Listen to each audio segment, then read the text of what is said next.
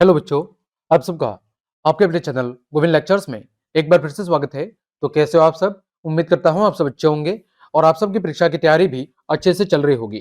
तो आज की इस क्लास में हम कक्षा 8 हिंदी विषय की वर्कबुक 2023-24 के कार्यपत्रक 86 से लेकर कार्यपत्रक 90 तक सॉल्व करना सीखेंगे।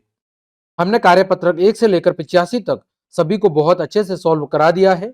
उनकी लिंक वीडियो के डिस्क्रिप्शन में दी हुई है या फिर चैनल की प्लेलिस्ट पर जाकर आप उन सभी क्लासेस को आराम से देख सकते हैं। तो चलिए क्लास शुरू कर पाते हैं। कार्यपत्रक 86 में हम सीखेंगे स्वतंत्र लेखन कर पाना।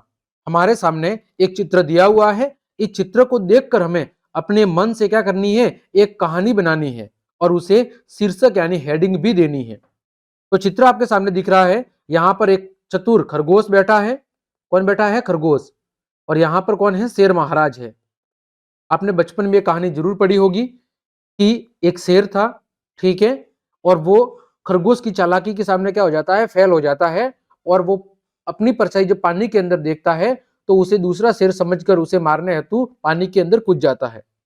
वही कहानी यहां पर लिखी हुई है। शीर्षक हमने दिया है मूर्ख शेर। एक मूर्ख शेर। एक जंगल में एक शेर रहता था। एक जंगल के अंदर एक शेर रहता था। वह भूखा था। वह शिकार की तलाश में इधर उधर क्या कर रहा था? भटक रहा था। तभी उसे एक खरगोश मिल जाता है। कौन मिलता है? खरगोश। जो शेर है वो उस खरगोश को क्या करना चाहता? खाना चाहता था। तब खरगोश कहता है कि महाराज, जंगल में एक और शेर आ गया है और वह खुद को अपने जंगल का क्या बता रहा है? राजा बता रहा है। शेर को यह बात सुन के बहुत गुस्सा आया। शेर ने खरगोश से कहा कि ले चल भाई मुझे उसके पास, वो है कहां पर है। तो खरगोश शेर को एक कुएं के पास ले जाकर शेर को अंदर पानी में देखने के लिए कहता है। जब शेर पानी के अंदर देखता है तो उसे अपनी परछाई दिखाई देती है और शेर उसे क्या मान लेता है? शेर उसे दूसरा शेर मान लेता है और उसको मारने के लिए वो कुएं के अंदर कूद जाता है और खरगोश अपनी चालाकी से क्या होता है? बच निकलता है। तो ये कहानी थी एक मूर्ख शेर और एक चालाक खरगोश की। उम्मीद करता हूं आपने सुनी होगी और आपको पसंद भी आई होगी। आगे बात करें क्वेश्चन नंबर 2। कौन कौन से कार्य ऐसे हैं जिन्हें करने की हिम्मत आप नहीं जुटा पाते हो? वे कार्य और उनको न कर पाने के कारण दी गई सारणी में लिखिए। देखो, पहला कार्य है मोटरसाइकिल चलाना। अब इसका कारण क्या है कि मुझे मोटरसाइकिल से गिरने और चोट लगने का डर लगता है, इस वजह से मैं ये काम नहीं कर पाता हूं। दूसरा, अंग्रेजी ढंग से पढ़ पाना। तो मेरी अंग्रेजी प्रारंभ से ही कमजोर है, अतः मैं अंग्रेजी को सही ढंग से पढ़ नहीं पाता हूं। तीसरा, बाजार जाना। तो अकेले बाजार जाने में मुझे क्या लगता है? डर लगता है, इस वजह से मैं अकेला कभी भी बाजार नहीं जाता हूं। अगला, पशुओं को पानी पिलाना। तो मुझे पशुओं के द्वारा मारने का डर रहता है, इस वजह से मैं पशुओं को पानी नहीं पिलाता हूं। रात में घर से बाहर जाना। तो अंधेरे में मुझे डर लगता है, इस वजह से मैं रात को घर से बाहर नहीं जाता हूं। तो ये कुछ कार्य है जो मैं नहीं करना चाहता या मुझसे हिम्मत नहीं हो पाती और उसके कारण भी मैंने यहाँ पर लिख दिए हैं। आप अपनी सुविधा अनुसार और भी वाक्य लिख सकते हैं। आगे बढ़े। कार्यपत्रक 87। गद्यांश अथवा पद्यांश को पढ़कर समझ के साथ प्रश्नों के उत्तर दे पाना। आपके सामने एक गद्यांश दिया हुआ है, हमें उसको पढ़कर अपनी समझ के आधार पर प्रश्नों के क्या देने हैं? प्रश्नों के उत्तर देने हैं। अगर आप तनाव में हैं या फिर आपको किसी तरह की घबराहट या बेचैनी हो रही है तो जल्दी ही घर के किसी सदस्य को या फिर करीबी मित्र को बताना चाहिए। अगर आपको लगता है कि आपकी बात कोई नहीं सुनेगा तो किसी हेल्पलाइन पर फोन करें, वे आपका मार्गदर्शन करेंगे। परीक्षा के दिनों में बच्चों के लिए विशेष हेल्पलाइन शुरू की जाती है। इसकी जानकारी सभी अखबारों में मिल जाती है। तो ये आपके सामने एक गद्यांश है। अब हमें इस पर आधारित प्रश्नों के जवाब देने हैं। पहला है, यदि हमें तनाव या घबराहट होती है तो हमें क्या करना चाहिए? तो हमें यह बात अपने परिजनों को अथवा करीबी मित्र को बता देनी चाहिए। ख प्रश्न है, यदि हमारी बात कोई नहीं सुन रहा है तो हमें क्या करना चाहिए? तो हमें हेल्पलाइन पर क्या करना चाहिए? फोन करना चाहिए, उनसे मार्गदर्शन लेना चाहिए। अगला ग है, इस गद्यांश का भाव क्या है? तो इस गद्यांश का भाव है कि बच्चों को तनाव और घबराहट में चिंता नहीं करनी चाहिए, बल्कि उसके बारे में अपने परिजनों अथवा मित्रों को बताना चाहिए। घ प्रश्न है, तनाव व घबराहट होने पर आप क्या करते हो? तो तनाव और घबराहट होने पर मैं अपने परिजनों अथवा मित्रों को बताता हूं। तो यहां पर उत्तर लिखेंगे कि मैं तनाव व घबराहट होने पर अपने परिजनों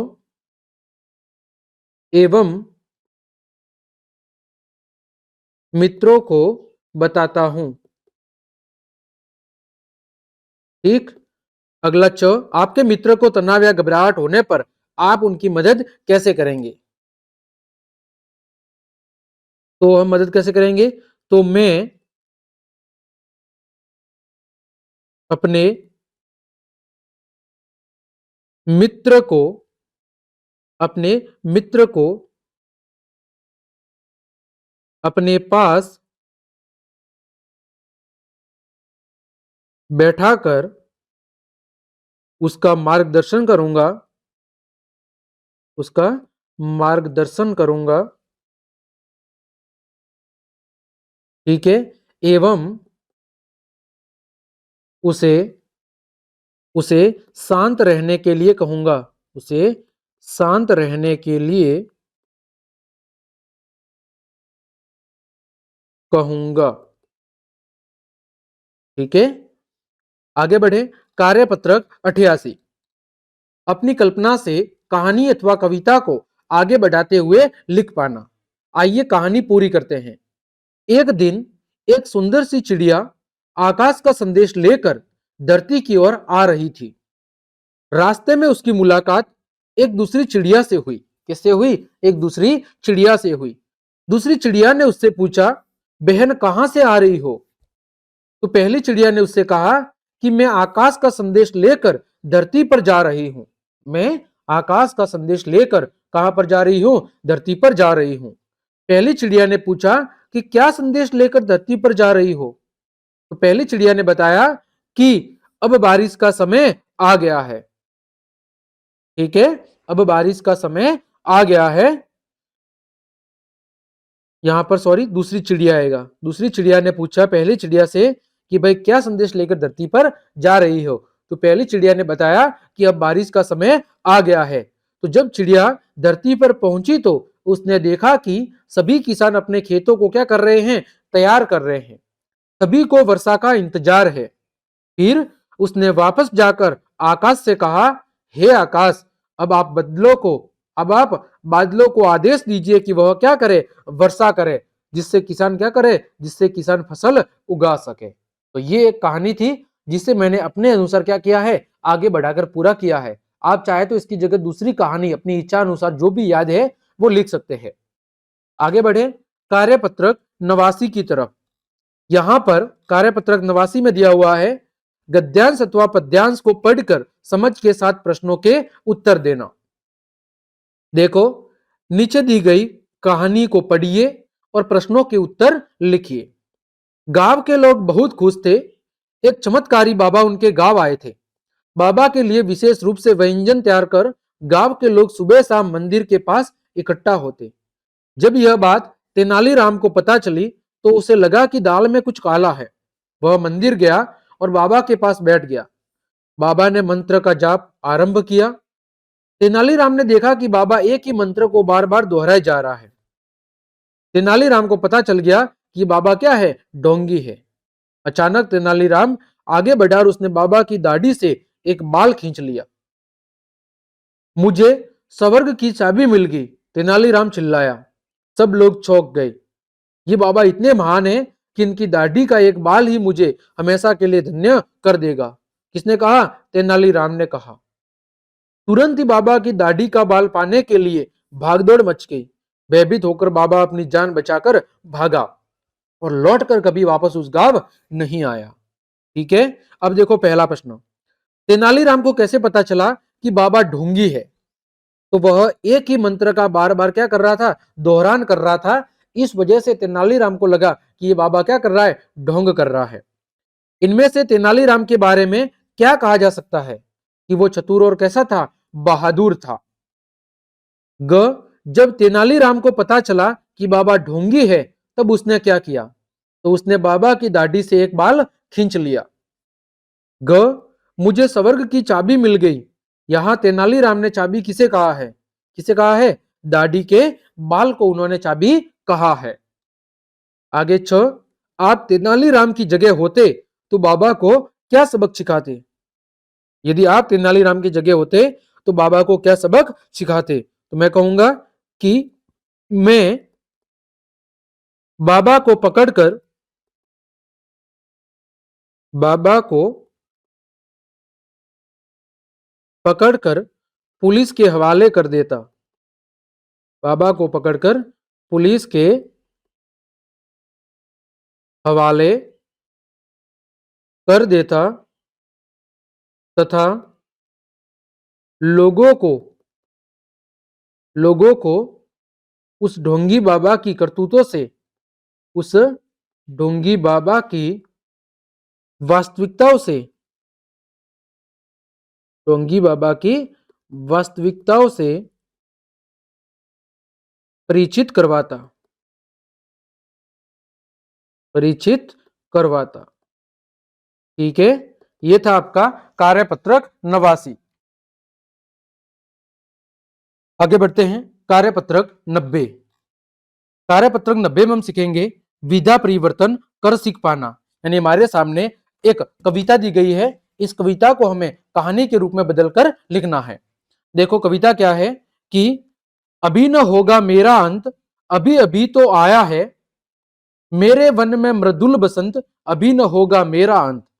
हरे हरे ये पात, डालिया कलिया कोमल गात, मैं ही अपना सपन मृदुल कर, फेरूंगा निर्दित कलियों पर, जगह एक प्रत्यूष मनोहर। तो ये आपके सामने क्या दी हुई है, एक कविता दी हुई है।